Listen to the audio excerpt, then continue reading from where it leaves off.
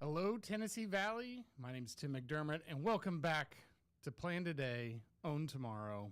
I'm here with my good friend, Bobby Futch, and today we're going to talk about just some interesting questions, some off-the-wall stuff that's I think everybody's concerned about right now, what's going on with taxes, and just some specific examples, and we're going to kind of do some shotgun firing and say yes or no, maybe, on some different questions and talk a little bit about them.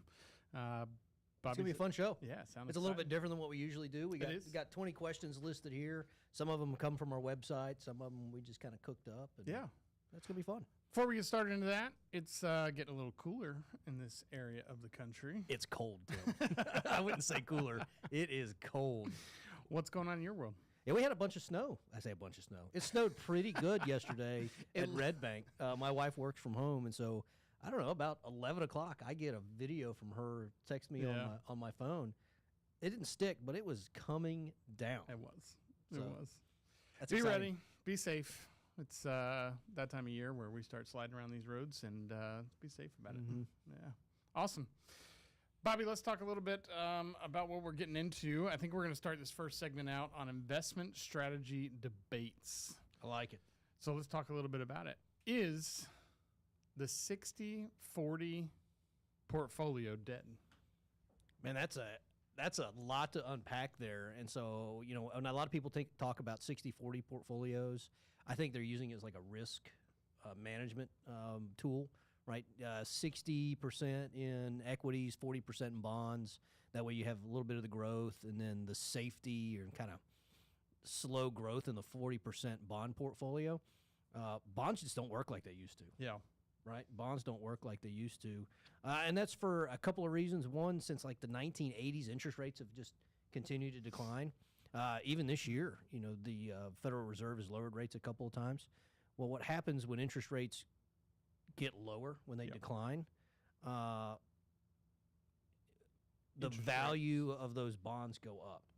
Correct. Well, it works the opposite way. So if we're so low now, right, and we're continuing to cut, where are they going to go from here, right? They got to go up, which means those bonds will actually decline in value. Yep. And if you bought one now, you're getting a whopping, I don't know, 3.5% payout. So the traditional 60-bond portfolio, 60-40 portfolio, I think doesn't work anymore. What do you think, Tim? Yeah. Unfortunately, it's not dead, but I'm trying to kill it. Yeah, I get it. We see a ton of clients that come in and still have this kind of setup and wondering why they're kind of lagging behind market returns. Unfortunately, in 401ks, a lot of those target date funds are set up this way, and there's not a whole lot of good options, which is why we're a big proponent of moving them away from that, right? Yeah. As soon as possible, anyways. And so, you know, does it work in today's world? I think it's inefficient in today's world. Yeah. That would be my...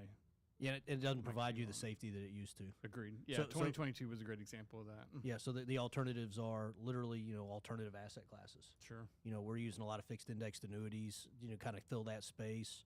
You know, private credit. There are other kind of fixed income like investments that aren't traditional bonds that I think are better. Yeah, even gold's been a it's killer this year, right? crushing it. Yeah. All right, Bobby, is cash really king right now? Yes or no? I'm going to say, if you're going to make me choose yes or no, I'm going to say no. It feels weird saying that. Listen, you have to have an emergency fund, right? Yes, So agreed. You have to have an emergency fund. So I'm going to talk about all the reasons why you shouldn't hold cash. Sure. But that's kind of tongue in cheek because you absolutely have to have cash in the bank. Now, don't have too much for all the reasons I think we're going to talk about. Man, it's hard to find. It's better than it has been in the recent past, but man, you're not getting paid much to hold cash in the bank. You know, even CD rates, while you can get 4.5%, 5% somewhere, it's just really tough to get that kind of return, especially if you think about what that actually means moving forward. Yeah, I would agree with that. I'd say no, cash is not king right now. And I think that's evident when you go down to buy a car, and you're like, hey, I've got, $40,000 cash right now, bring the price down. They don't really want to work with you. They don't care about the cash that's in your savings account. They want you to finance. Mm-hmm. Everybody wants you to finance right now. Yeah, I think a lot of people know this, but the car dealerships actually make more money on financing a vehicle and the actual financing of that than they actually do selling you a vehicle. I believe that, which is pretty wild. And then we talk about this a lot, and you've got a spreadsheet for this, of course. If you have money in savings, which again you need to have some, but if you're using that as an investment vehicle, once you take into account taxes and inflation, you're actually close to losing money on those investments. Once you take into account all those things, your money is going to be worth, it's going to spend less than it would when you put it in there. Yeah, and that's really based off of the treasury rates in any given year. And what's crazy about that is most savings accounts aren't even paying that high, right? Mm-hmm. And so I would say you're losing to inflation just based on what stays in those savings accounts. Which is why we're a big proponent of having as little in there as you need to and putting the rest to work for you as soon as possible. So I'll let you go with the next one. All right, here's one. Active versus passive in a volatile market. And this really kind of talks about, different philosophies of investing. Sure. Active being, hey, I'm going to pick my investments based on what's happening in the market now, based on what's there. I'm going to move in and out of these things. Or passive is just, hey, I'm going to buy something that I think is going to grow over time, and I'm just going to weather the storm. Yeah, I could argue both sides of that. Active management, if you know what you're doing, and it has to be rules based and very specific in what you're trying to do. Yeah, that's an important part. You can't let the emotion get in there, right? Yeah, and it's dangerous to try and time the market, right? Mm-hmm. So if you're trying to say, okay, well, I'm just going to buy the low, sell the high, that becomes a very dangerous game of where is the low and where is the high, right? And so I'd be very cautious against that. Being passive in a volatile market, if you're young, could be very beneficial for you. Mm-hmm. Yeah, I think that too. That was my first thought when I heard this question was, well, kind of depends on where you're at in life, right? Sure. If you're young, you're in your 20s and 30s and you've got decades, potentially a passive investment would work really well. Right? Actually, buy that S&P 500 index and let it ride. Yeah, well, and I'm assuming that if you're young, you're continuously adding to that account. And so as that market kind of comes down, it puts you in a position to buy at a lower point and then actually helps you out by dollar cost averaging throughout that investment. And so that's why I would argue passive investment could be really good. Now, on the opposite side of that, if you're in retirement and pulling money out of those accounts, we have to be quite a bit more careful with that. Right. And I think that's where active management comes in. I right. agree. And so, there are different philosophies. I think here at Guardian, we would say the main differentiator, is that the right word? Sure. Would kind of be where you're at in your, are you accumulating? I'd be more inclined to say passive there. Are you getting ready for retirement? Because you got to be careful with that, because if you hit a declining market in your 20s, okay, great, you got plenty of time to bring it back. If you hit it when you're 60, that may be a different question, entirely. So, interesting one. I would agree with that. All right, here's one. I don't know that we're going to have a good answer for this one, but it's certainly worth talking about. Gold versus Bitcoin, the new safe haven, question mark. Are we really comparing those two? Yeah, that's odd, right? I think a lot of people look at them similarly, right? Because if you want something that's safe, not going to decline in value, is going to be there when you need it to be, a lot of people think cryptocurrency is that. That's a tough argument to have. I don't know if I would have that argument. Bitcoin is still very new, very volatile. Mm-hmm. I think people get into gold because they're looking for some security, something real, something that has a tangible value to it. And Bitcoin is none of that, right? And that's the major differentiator. I would not call Bitcoin a safe haven. Yeah, I agree with that. And, gold, again, even if you buy a gold ETF or a gold mutual fund, there's a physical asset there. Sure. Right? You can touch that. Gold has been a store of value for thousands of years. Yep. And right now, it is on an absolute tear. It is. Again, that's not why we hold it in several of our portfolios here. That's not why we bought it. I'm happy that at some point, it was a couple weeks ago, it was up 64% year to date. Yeah. Which is just absurd. Insane. Yep. I don't know what the year to date on Bitcoin is. Do you happen to know? I don't. Tristan? Actually. You look like a crypto guy over there in the corner. You know what Bitcoin is up year to date? The tech guy. So it's worth over 110,000 is what we're hearing right now. Yeah. So I don't know if I'd call I would not call Bitcoin a safe haven. I'm saying gold. I like it. I agree with that too. And that's to say, like, crypto is interesting. I just really struggle with a lot of what we call the fundamentals of cryptocurrency. How do you truly value that asset if you're going to buy it from an investing standpoint instead of just a trading standpoint? Yeah, absolutely. It's really hard to see what it's going to be worth in the future. All right, this one's going to be controversial. Dividend stocks or growth stocks for the next decade? Where's your silver or your crystal ball? Man, this is a tough one. I think it has a lot to do with where you're at in your investment timeline and what your goals are, because those two stock categories are really different. And you got to know where your risk profile is. And we have a tool for that, GIAriskquiz.com. It's a really great tool, GIAriskquiz.com. May help you kind of answer this for yourself. Let's kind of talk about what they are. So dividend stocks are generally your more seasoned companies, your blue chip stocks, and the dividends are really excess profits that those companies make. Sure. That they kick back out to their shareholders, right, in the form of dividends. It can be several pennies per share. Sure. They may even get wild and give you a dime or two, right, per share. And a lot of people use those as kind of an income play in retirement. Sure. But because they're giving those assets back out, they don't keep the cash to grow. And that's what kind of differentiates them from those growth stocks, is most growth stocks are not going to give a dividend because they're keeping all their cash to reinvest and try to grow that company. So it really just depends on what you're trying to do. You looking for income, or are you looking for capital appreciation? Yeah. And that's kind of what would help you make that decision. I think that's a great point. Bobby, thanks for doing that. Stay tuned. We're going to take a quick break, but when we come back, we're going to talk about planning and timing debates. What's common out there? What are people asking? And which side of the field should you be on? We'll be right back. Here's the truth. 70% of us will need some type of long-term care. Most people aren't prepared.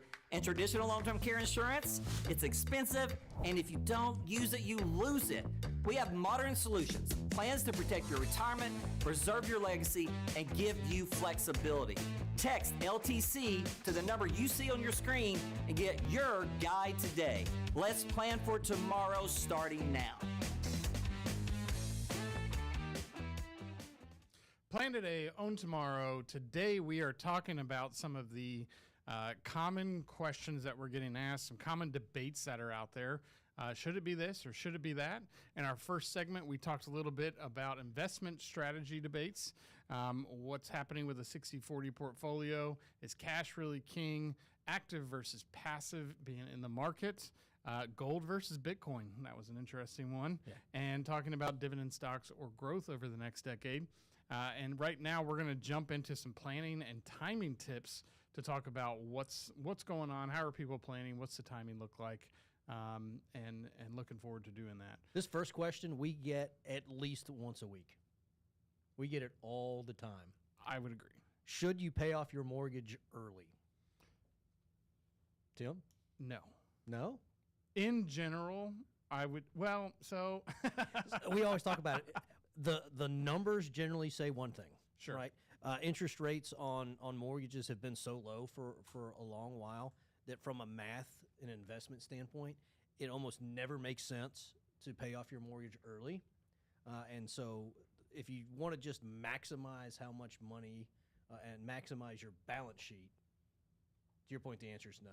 Right. Correct. But Yes. And that's a big but.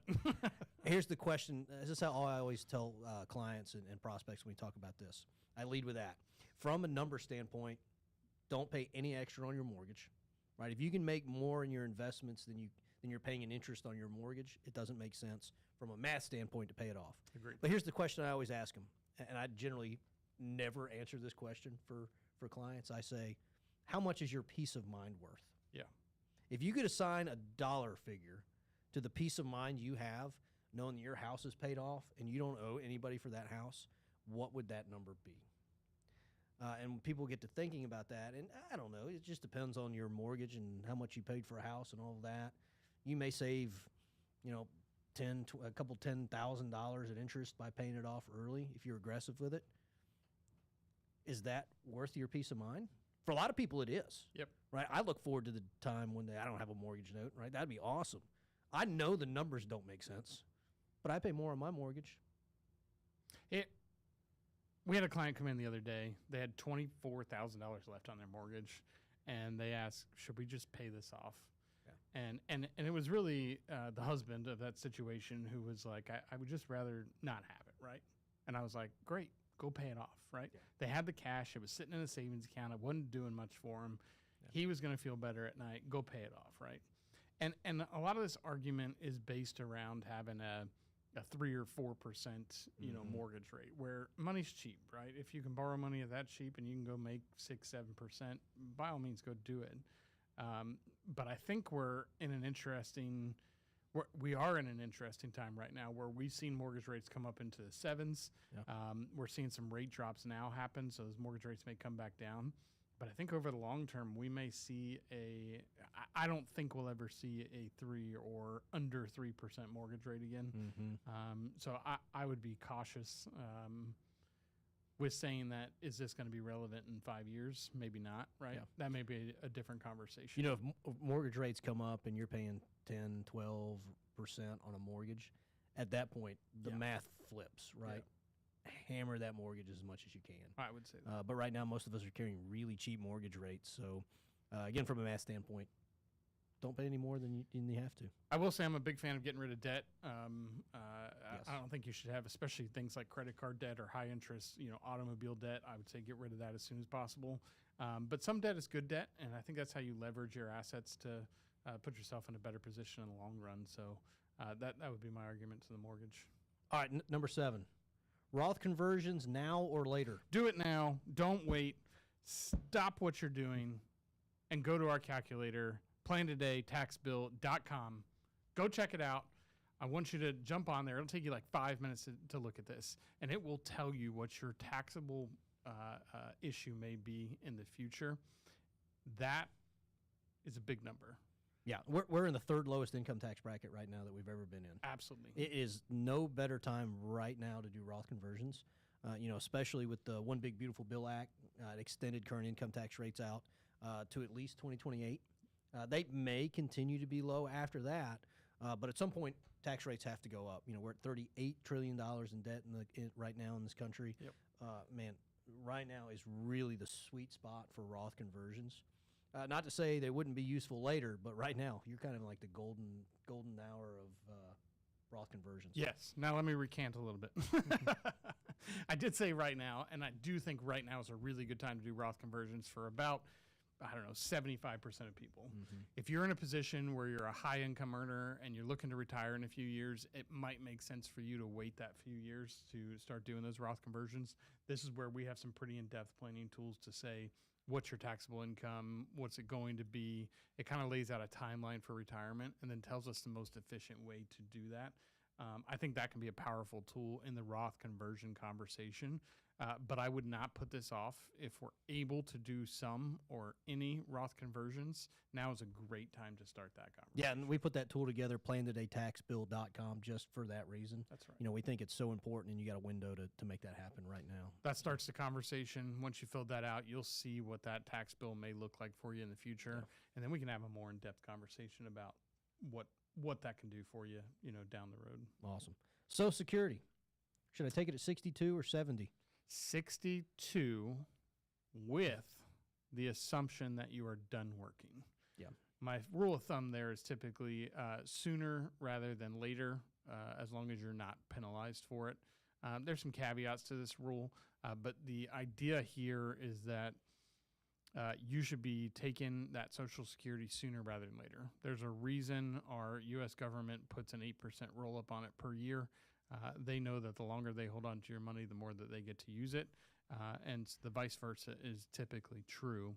By not taking it early, you could be leaving hundreds of thousands of dollars on the table. Yeah, and if you're retired early at 62 and you still got to pay the bills, right? So the money's got to come from somewhere.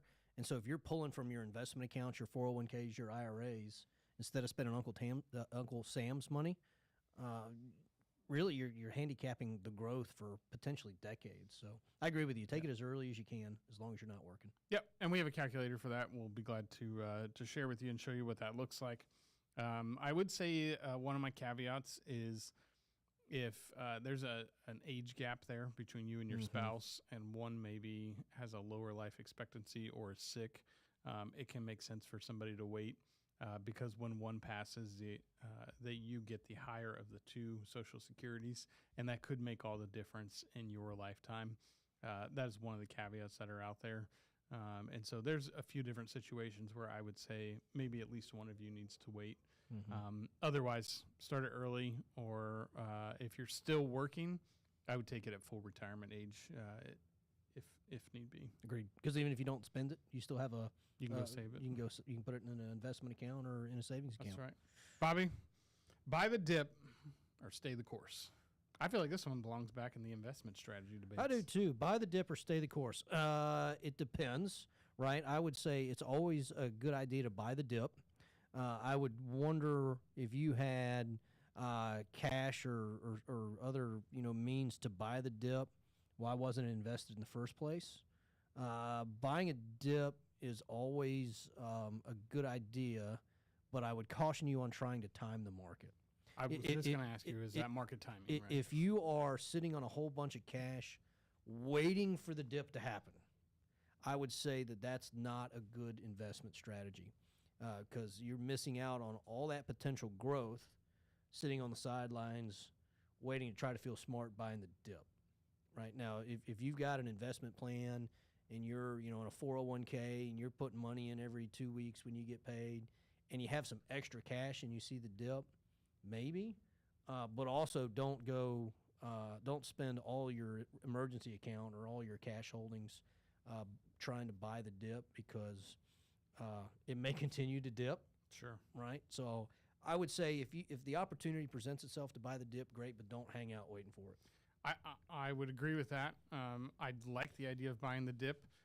That could be a good time for you to look at rebalancing your portfolio, to get rid of something that is in your portfolio, to say, okay, let's get rid of these because it's been steady, it's been good, but it hasn't been a big performer. So it's a good time to get rid of a position and restructure it into that dip position. And that could be a good way to buy the dip, but I would caution about market timing again. Don't just sit on a bunch of cash, wait for that to happen. It may be years, and you can, if you've been waiting since 2020, maybe you bought in 2022. Then the question becomes, where's the bottom, right? Yeah. I don't think the bottom is necessarily the question you need to ask when you're looking for the dip. When you see a dip, if it drops by 20%, buy into it. Even if it drops by 30% total, you go down another 10%, but you're usually running back out of that very quickly and put yourself in a pretty good position. So I wouldn't worry so much about the market timing side of things. But if you see the opportunity, take advantage of the opportunity that's in front of you. You kind of alluded to this just a couple seconds ago, and we've got about 20 seconds here. Should you rebalance quarterly or ride trends? I am a big fan of riding the trends. I think rebalancing puts you in a position to sell your winners and buy your losers. That's my short answer. Yeah, I would say if you're doing a rebalance as a risk management tool, you should rebalance more regularly, but I wouldn't do that just to make sure you weren't riding trends. If you got a winner, ride it. until it becomes a risk management issue. I'd agree with that. I think if you're out there listening today, some of these things are questions that you've asked yourself, or maybe you didn't know, and now you're curious about some of these topics. We talked a little bit about taxes and what that's going to do to your portfolio throughout retirement. PlanTodayTaxBill.com. It's a great resource. Take you a few minutes to fill out the quiz. It'll give you a number to say this may be your tax burden in retirement, and then we can talk about how to fix it and how to reduce it as much as humanly possible. Look forward to seeing you guys back on our next segment. We're going to talk about lifestyle and wealth philosophy. We'll see you back in just a few minutes. The scariest 4 words in retirement: out of money forever. That's the number one fear we hear, running out of money before running out of life. You've worked decades to build savings, but without a plan, that nest egg could dry up faster than you think. And let's be honest, the market alone won't guarantee your income. Exactly. That's why we create income streams that last as long as you do. It's about turning savings into a paycheck for life. To get your income planning guide, text the word income to 877-706-7526.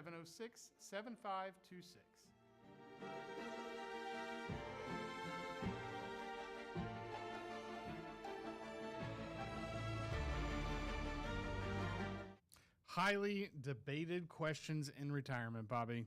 We're talking about some of the most controversial questions around retirement planning, investment strategy, timing and planning, and we're going to start talking about some lifestyle and wealth philosophy as it pertains to retirement. Interesting show. I think we've been pretty on par with each other most of this show. Let's see if we can disagree a little bit. We debate behind the scenes sometimes.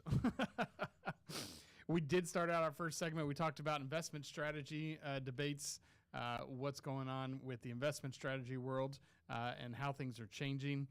Planning and timing debates, talking about Social Security and paying off debt, even looking at Roth conversions and Social Security.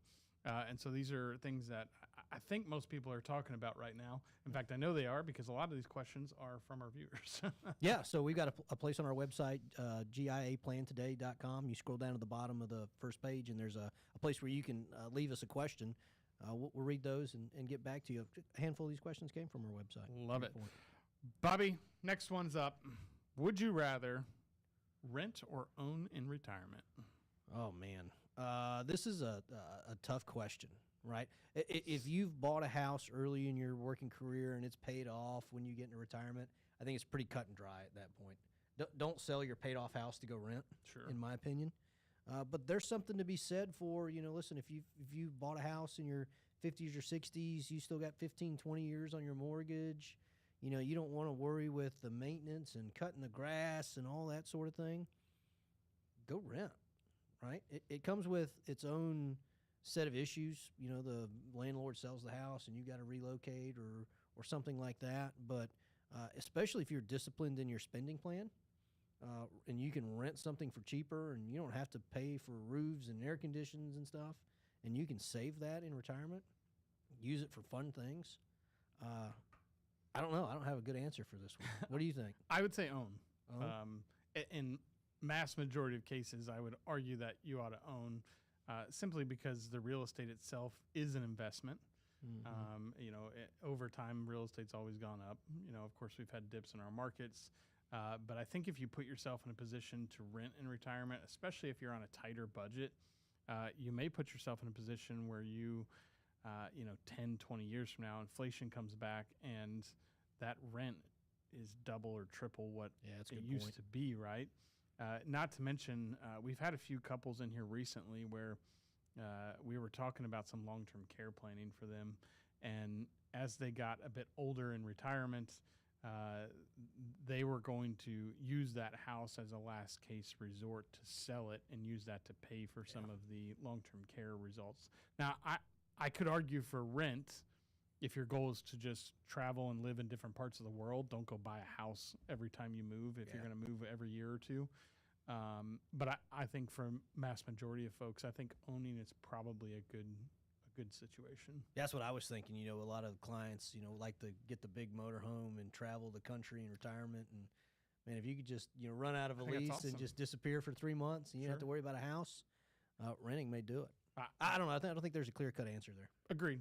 I think it's debatable. Yeah. That's the point. Should I leave an inheritance or spend it while I can? Do what you want. Yeah, I agree with that. We hear both sides of the board on this. It's usually one of the questions we ask in our first meeting. You know, do you guys have kids, and is it important you leave something to those kids? And I've heard everything from, nope, they're fine, I'm spending every last dime, to, yeah, we want to make sure that we leave them a pretty healthy chunk of change. Not only them, but we want to make sure the grandkids get something as well. Yeah, some of our clients even have a dollar figure in mind. Yeah, right? We met with somebody the absolutely. other day that said, I want to leave each one of my kids $250,000. Yeah. Well, Nice very kids. specific, Yeah, right? yeah. And that's something you can plan for. Absolutely.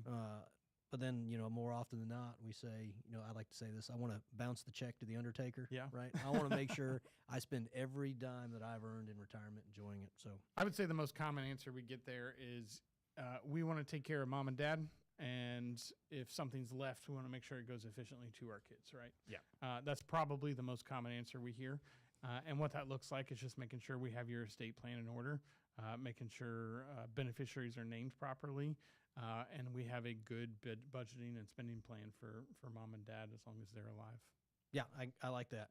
Retire early or work for purpose? Again, I guess do what you want, right? Retiring early sounds great, and it works well, but some people retire and they turn around and they go back to work, right? And it's because they're bored or they're not sure what to do at a certain point. So Yeah, we have a tool for this too, Tim. GIAquiz.com. GIAquiz.com. It's one of our longer quizzes, but what it tries to do is get to the bottom of your retirement planning and say, hey, am I really ready to step in retirement? Because again, this is a really, really personal question. You know, we get people all the time that love what they do. They want to work for the social aspect, and you know they enjoy their coworkers and that sort of thing. So, you know, they may work into their 70s or 80s. yeah, We've had more recently here. A bunch of young clients come in and say, "Listen, I want to retire at 55. Let's make it happen." sure. Right, and that's their goal. That's pretty cool. You just got to make sure when they hang it up at 55, you have something to do.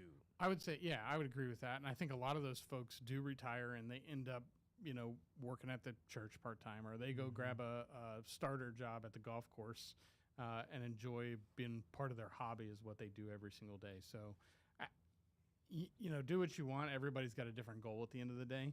I would just make sure you have some purpose in life. I think purpose keeps your head sharp, keeps you mentally healthy, and I think it can give purpose to life. Everybody needs purpose in life, right? I agree with that. Here's an interesting one, and I don't know. It's going to be a funny question. Okay. Are financial planners still necessary in the age of AI? Of course.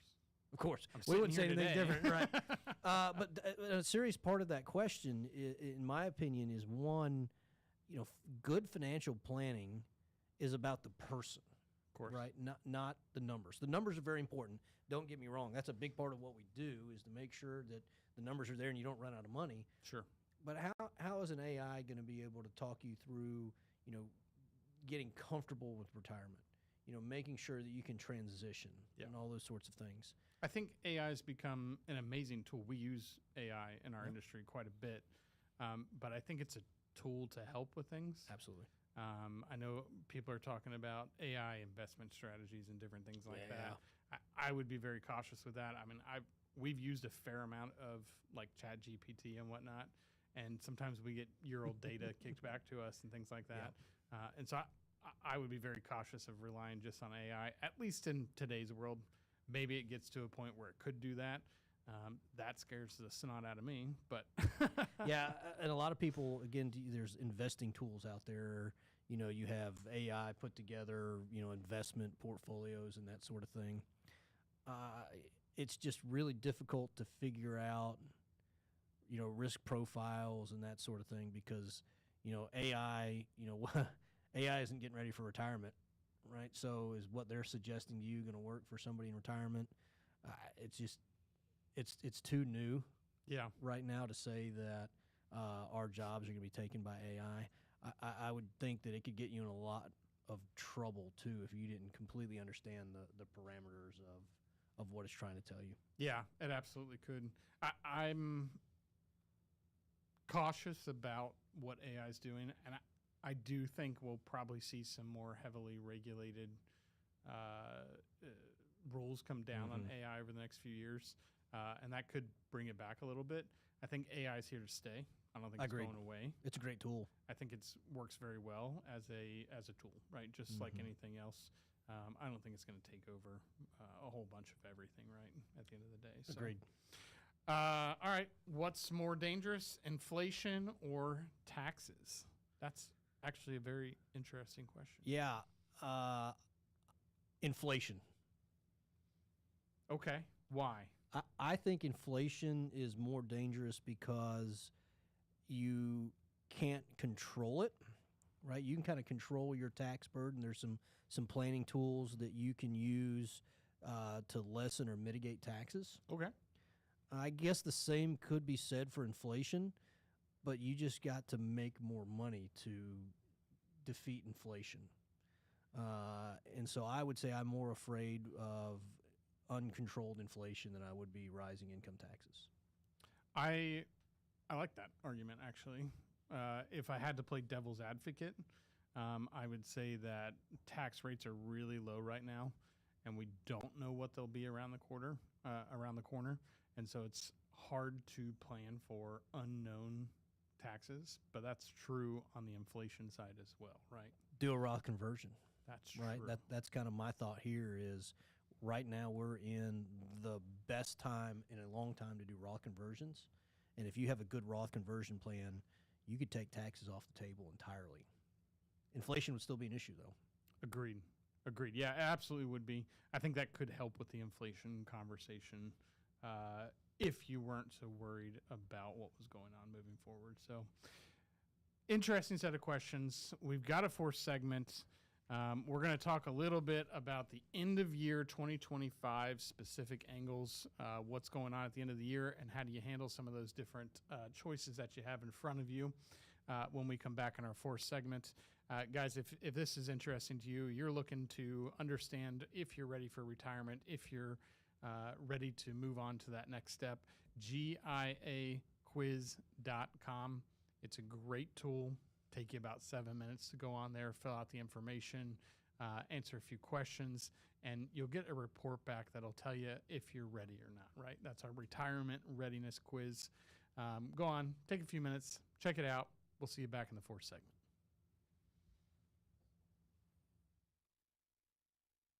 Do you want to leave memories or a mess? So many families are left with confusion, taxes, and even court battles because there was no estate plan. And it's not just for the wealthy. Estate planning is for everyone. It protects your family, passes on your values, and ensures your wishes are carried out. That's a real legacy, more than just money. It's peace of mind for the people you love. To get your estate planning guide, text the words Estate Planning Guide to 877-706-7526.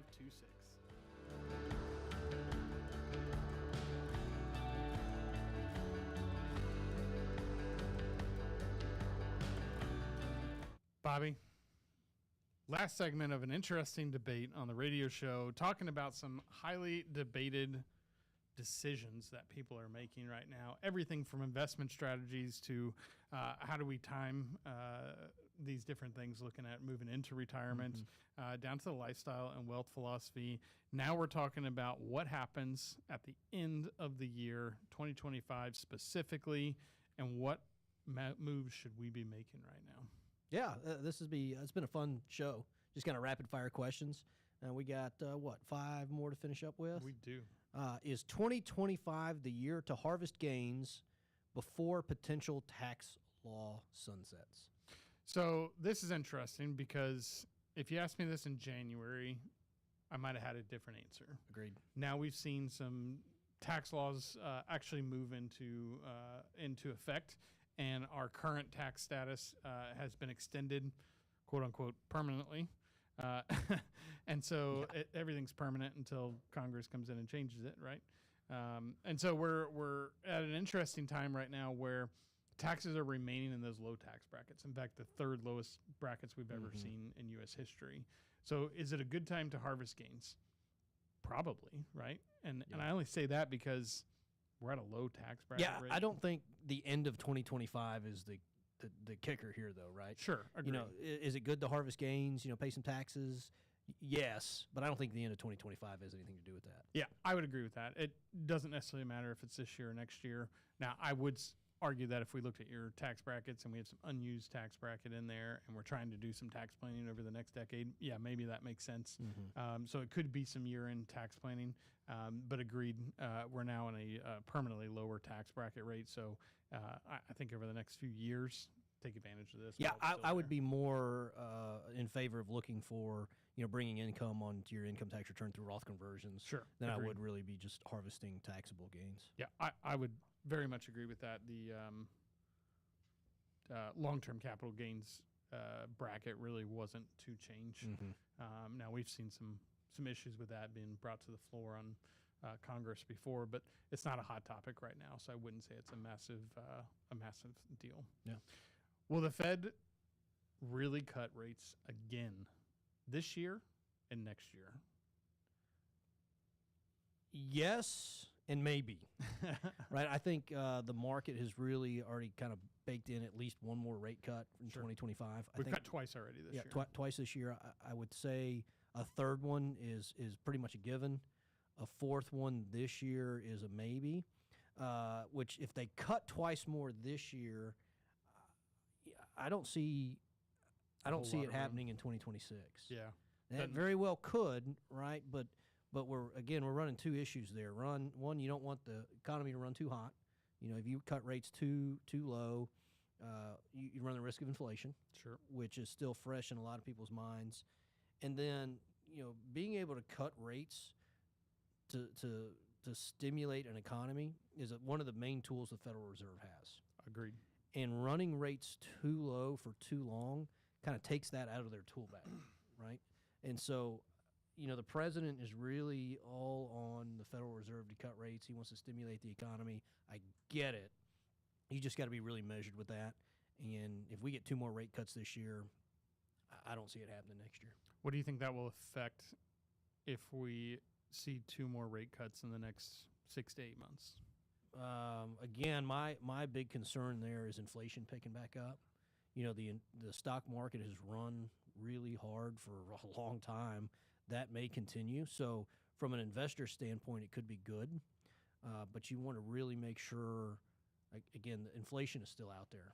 And we've seen it's held steady this year, but there are a couple of front-running indicators that said, hey, it may be around the corner. Sure. And if you keep cutting rates, that's just going to make it more and more likely.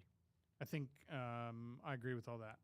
One of the ways to take advantage of that is if you are in one of those higher rate mortgages, next year might be a good time to look at refinancing. I've gotten tons of letters in my mailbox this year about, hey, go refinance, go refinance, go refinance. I would caution you to not do it yet and probably wait until we see another at least one, maybe two rate cuts happen. Here's an interesting thing about mortgage rates and the Federal Reserve is that mortgage, They don't always move in yeah, conjunction. mortgages, it's such a competitive space now Sure. that a lot of companies that offer mortgages are adjusting their rates before the Federal Reserve. And so last time the Federal Reserve cut rates, mortgage rates actually ticked up, right? And so if a long-term, you're exactly right. If we continue to cut rates, mortgage rates will come down. But don't run out and refinance your mortgage right after the feds drop rates. Yeah. Because it doesn't necessarily work that way. I would agree with that. Election year investing. Sit tight or reposition? Oh, it depends on what you're in, I guess. Yeah.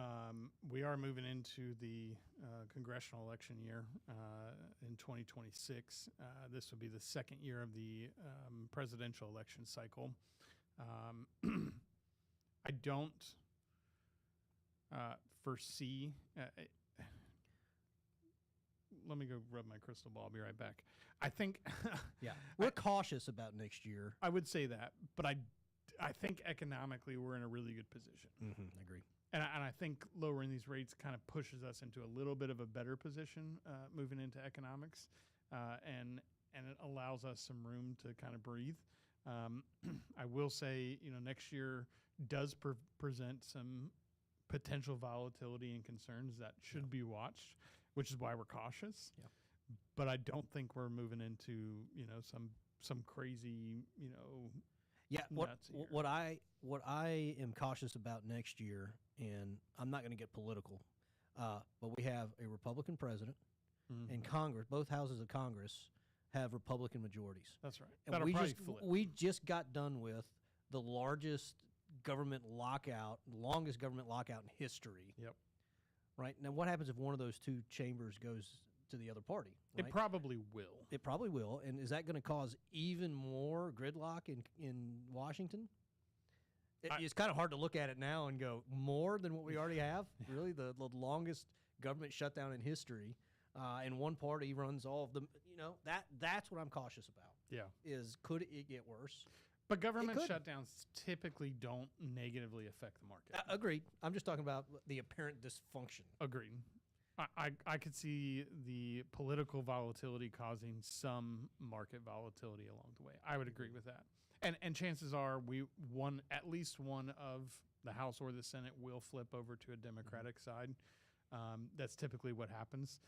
And I think in all the statistics that I've read, that's actually pretty healthy for our market, having some balance between those two. Yeah. So Certainly we'll something see. to look at. And then there's some data there that says the second year of a presidential term tends to be a little more volatile. You know, Yes. take the congressional elections out of it. So I'd say sit tight or reposition next year. We're sitting tight, right? Because to your point, all the economic indicators are good, but you never know what comes out of politics. So just Agreed. keep an eye on it.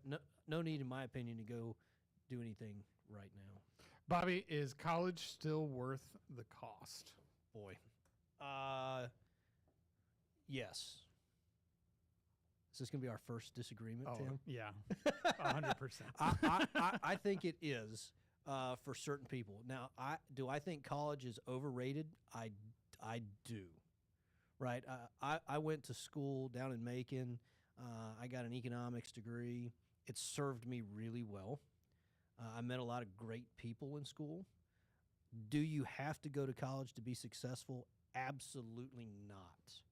Right. I think it just depends on what career path you want to take, and then how you use what you've learned. I see, we agree with more than initially thought. I would agree with that. I think doctors, lawyers, if you're in a profession that really needs that type of book study in school, it's a great profession. It's a great idea, and you should go into it. I don't think that everybody needs to go to college. I think it's a high expense that most people can't pay off while you're in school. I will also say that schooling, teaches you discipline. Sure. Right. So there's something there other than the academics. Now you can get that other places, of course. Right. But, I spent a lot of time in school. I worked while I was in college. I had to pay my rent and all those sorts of things. And so that really allowed me as a young man to, be disciplined in my time and all that sort of thing. Sure. And I think that's that may have been the biggest thing for me in college, because, once I got out of college and I didn't have to study anymore and I could, work a full-time job, and that was easy. Yeah. Right. That was easy. That's fair. But I would caution people, man, the prices have gotten absolutely out of hand. Yep. Do you need to go to an Ivy League school or an out-of-state school to go get a business degree? No. Right? Look at your local colleges. I did 2 years at, what was FCCJ back in Jacksonville. They changed it. It was Florida Community College at Jacksonville. I think it's Florida State College Community or something college, now. So I did 2 years I got an associate's degree before I transferred to Mercer. Man, that was probably the best decision I made. Kept the cost down. And you know what? I'm glad I didn't go away for school at 18 years old, good. because I probably would not have a degree. Speaking of debt, 20 seconds. Should retirees fear the national debt? Man, it's no, it shouldn't keep you up at night, but it's certainly something that you need to be aware of, because there will have to be very meaningful policy changes in the future to take care of it. Probably seeing rising tax rates to take care of that national debt at some point down the road if that's a concern for you, plantodaytaxbill.com. It's a great resource. Go on there, fill it out, understand what your tax burden is. Come talk with us. We'll put together a plan to help reduce that tax burden for you throughout retirement. Thank you so much for coming out was today, fun. Bobby. We had a great time. High debates. We'll look forward to seeing you on next week's episode of